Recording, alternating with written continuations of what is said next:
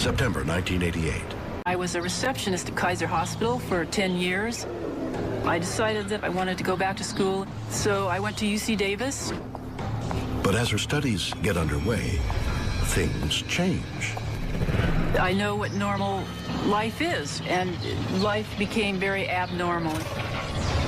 It starts with her telephone. Usually you pick up a phone, you hear dial tone, but my phone, there would be click noises. There'd be a long pause, then static. She has it checked, but the strange noises continue. Cheryl becomes concerned.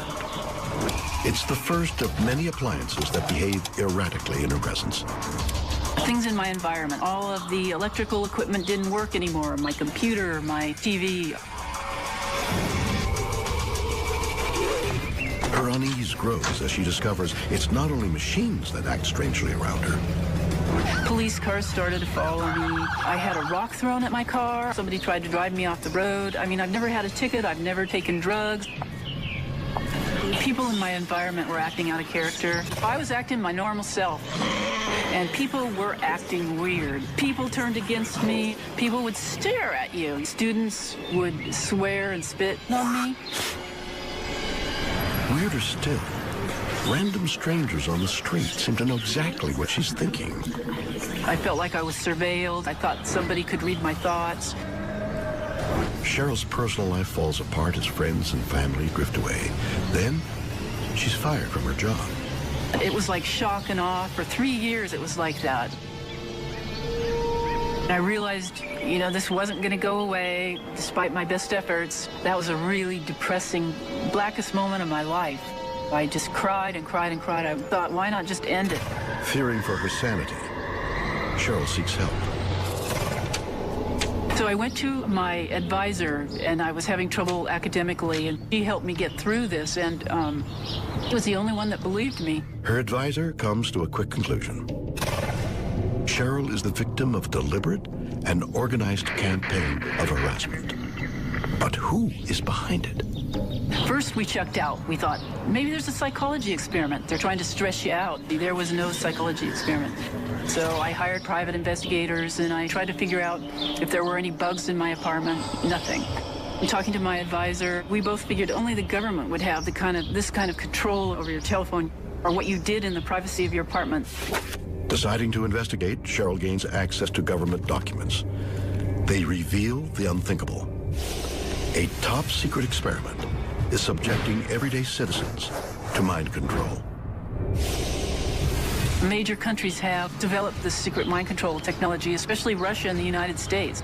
She's convinced the people who harassed her were under mind control and didn't even know it. Somebody is making them do things, you know, without their knowing it. But why choose Cheryl? You're going to need to experiment on a lot of people. You can't do it ethically, so you're going to do it covertly, you know. She thinks she knows what put her on the government's radar. Before I went to UC Davis, I went to the Army recruiting office. I filled out the forms. I put in my application, but I went to UC Davis instead. And then after that was when this happened.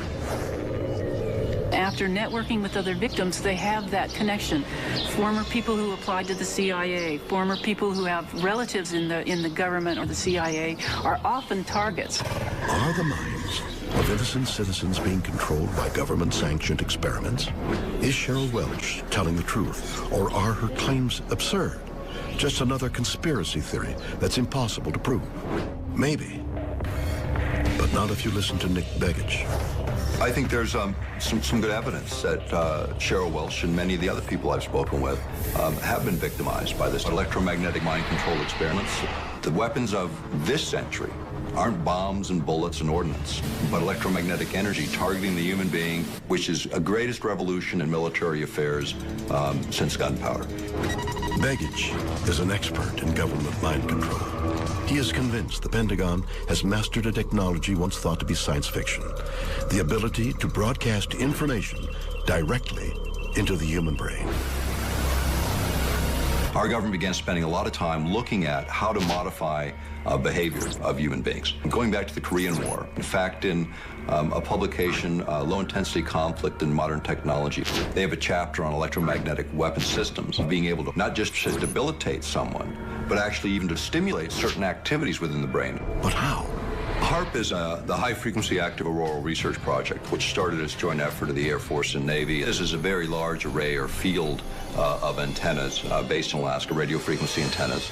HAARP antennas transmit powerful radio signals into the upper atmosphere to study the effects on wireless communications. But Begich says HAARP can also be used for more sinister ends.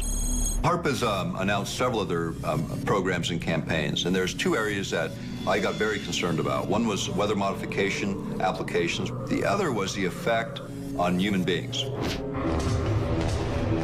If you can modulate a signal that the brain locks onto, recognizes, and begins to mirror or follow the frequency following response, the brain rhythms change, then it creates a chemical cascade within the brain and the emotions change. Now the resolution gets finer and finer and finer. And it used to just to be about triggering emotions. You could change people's brain chemistry pretty readily, change their emotional state pretty easily. But when you get down to the idea of thoughts and being able to manipulate those, that requires a different kind of sophistication. Can we hear sounds without using our ears? Not only is it possible, says Begich, he can prove it using sound recordist Brad Daw. So what I'm going to demonstrate is a earth pulse sound wave. And what this is an infrasound device. It's just a small electronic circuit that we run a CD player playing some Bach into our circuit and then comes out through two piezoelectric transducers. So I'm going to place these transducers on your face. You're going to block your ears tightly. We put those in contact with the skin and listen. Yeah. So what do you hear? I hear the music, yeah, loudly.